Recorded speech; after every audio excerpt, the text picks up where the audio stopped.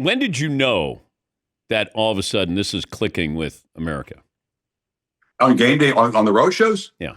I mean, there were signs the first time. I mean, Lee Corso came out of the pep rally at Notre Dame on Friday night, and he had picked Florida State all week, the alma mater, and they were the favorite. And he said, "Can I change my pick?" We had just seen the Asturiano Regis or somebody was in there doing their thing. And Lee saw so much spirit at Notre Dame that he immediately wanted to change his pick, which was funny. It was Craig James was there, the pony was doing his thing, and Lou Holtz, they won the game, and he made a beeline for our set, which was just down the hall from his office, and just jumped up on the set. Corso jumped up, tried to give him his microphone. Like I said, it was pretty raw back then, but we knew we had something. And then, year after year, we began to draw bigger crowds, and campuses wanted to outdo the other one and break the record. And it was wild. It was fun from the morning. The post game shows were a blast. We'd just be sitting outside the stadium, and the students would spill out and run to the set. Those were the days when it was simpler, shorter, smaller, but also very raw. Your first memory or first thing that comes to mind with Lee Corso back in the embryonic stages of College Game Day? I was thinking the other day, I was doing a show with Lee. Wisconsin had blown a game. Something had happened late in the game, coach's decision. And I'm the only one on the desk with Lee at that year. And he says, Barry Alvarez, the coach at the time, should walk into the locker room, stand in front of his team, and resign immediately. He should quit. I mean, it occurs to me, I'm the only one here. Like this, I have to say something about that. There's Craig James wasn't on the show. That Bino wasn't there. No one was there but me.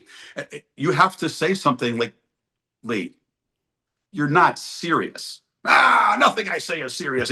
So he was kidding, but wow. I had to be the only one there to check him, Dan. Now there's about 7 guys on game day to check him. But in the early days, he would say stuff well before he became like the lovable grandpa figure that everybody smiles when they see. He would say stuff that would piss off players, coaches, fans. That he was a polarizing guy, and that helped spark things, helped get eyeballs and interest on the show. And he and Craig would go at it, and then later Kurt came on, and they would go at it, and that was the early years of Game Day. It was he was like a hot take guy before that existed, right? But he did it, with taste.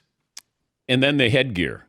Yes. What? That's instant. I mean, when the minute he puts on, Brutus Buckeye head is sort of this. It's a nut, and I think back in the day it was. I don't know if it was in mint condition when he got it. It was kind of beat up, but he put this thing on. It was a tense negotiation with Ohio State to get them to give up Brutus's head. The story is part of Game Day mythology, but Kirk Herbstreit's wife Allison had been a cheerleader at Ohio State. They said no, sorry, but no. Later in the week, are you sure? Can we be pushed? And they said, okay, fine, we'll do it. And we'll see how this goes. And the minute he puts it on, I mean, it's silly looking, but you knew, oh, wow, suit, tie, Brutus head, and we're on to something. And then every other school saw the magic of that. And then most of them were willing to cooperate. Now they all cooperate, of course. But it was instant. We knew we were onto something. Best celebrity picker that you had? Ooh, that's tough because these celebrities, especially the comedians, wanted to come play with Lee Corso. I mean, that was the reason, I think, why they came on the show. The pick segment at the end, Bill Murray, Will Ferrell, Vince Vaughn, I mean, some of the funniest people on the planet wanted to come sit and play off of him and have him say, not so fast, my friend. Bill Murray was he was unhinged. He was a Clemson fan. They were playing Florida State. Lee put on the Seminole stuff. We had a little mound of dirt in front of the set so he could throw a spear in the ground like Chief Osceola. Bill Murray basically undid that whole plan. Like, knocked him to the ground, did an atomic knee drop on him. I mean, Lee wasn't young then. Okay, he's 90 now. He wasn't young then.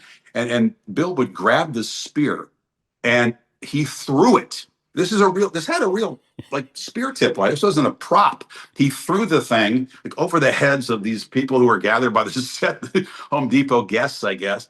And it landed on this demo field of it harmlessly, thank God. I mean, somebody could have been in pain.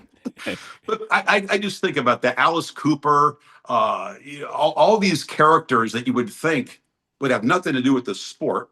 and certainly wouldn't be in the same frame as Lee Corso, but he's sitting there with these guys.